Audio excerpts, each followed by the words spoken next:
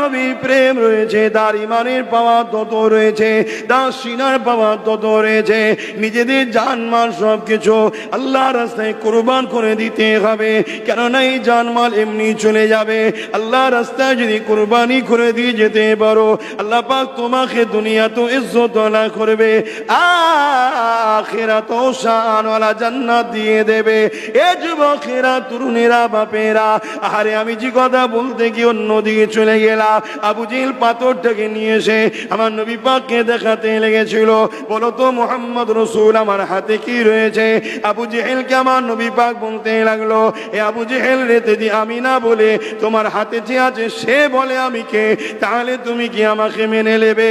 এ যুবকেরা, এই বিষয়টা আমরা সবাই জানি, কিন্তু আমি যেটা বুঝাতে চাইছি, পাথরটা আবু জেহেলের ক্ষমতায়। আবু জেহেল তখন শাসক ছিল, আবু জেহেলের দিকে ফোর্স ছিল, আবু জেহেলের হাতে মিলিটারি ছিল, আবু জেহেলের হাতে পুলিশ ছিল, আবু জেহেলের কাছে রাজ ক্ষমতা রয়েছে, আবু জেহেলের কাছে ম্যান্ডেট পাওয়ার রয়েছে, আবু জেহেলের কাছে মানি পাওয়ার রয়েছে, আবু জেহেলের কাছে বাহু বহল তাকত রয়েছে। এরপরও পাথরটাকে আমার নবী পাক যখন তাকালো আবু জেহেলের হাতের দিকে, পাথরটা একবারও ভাবেনি আবু জেহেলের হাতে ক্ষমতা রয়েছে। আমার এখন আবু জেহেলের হাতের মধ্যে, আবু জেহেলের হাতে রাজ পাওয়ার আছে, আমি এখন আবু জেহেলের হাতের মুঠোয়, আবু জেহেলের দিকে অস্ত্র রয়েছে, আমি এখন আবু জেহেলের হাতের মুঠোয়, আবু জেহেলের দিকে ম্যান পাওয়ার আছে, আমি এখন আবু জেহেলের হাতের মুঠোয়, আবু জেহেলের দিকে ম্যানি পাওয়ার আছে, আমি এখন আবু জেহেলের হাতের মুঠোয়। একবারও পাথরটা ভাবেনি।